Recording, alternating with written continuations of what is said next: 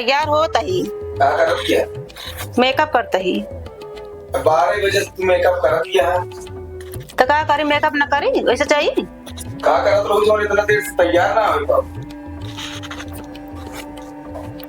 घरे काम ना रहा नहीं कौन काम बा? गदेलन का तैयार करे गोरू बछरू करे खाना पीना करे एक तू करत है हमें तो करी थी। जानता ही कितना करत। घरे काम तनिक रहा था ना। कौन काम बा? कौन काम करत किया बतावा तू?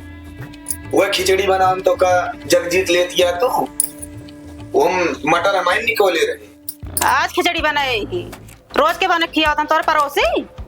अबे कपड़ा नहीं बदले यहाँ 1 घंटा यो करे लगे तो का बहुत दिया 1 घंटा बैठ के चाहिए जितना बोतले को लगो एकदम मिला रहे।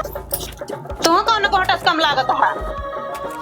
चले वाले बाद में आए का इरादा का है हमारी इरादा चलाइन करा लेकिन तो का देख के ना लगता है 12 बजे बैठी आप होता है मिले यार ये तुम बनाए की का बताई तो का हम न जा तो तुम को ना जाए क्या है काहे ना जाएगा तू ना जाओ 1 घंटा पोतत के हम तो तैयार हो बैठा ही है।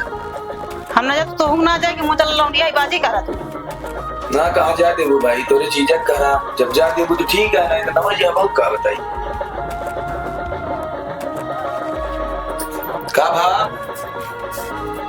चले भाग ना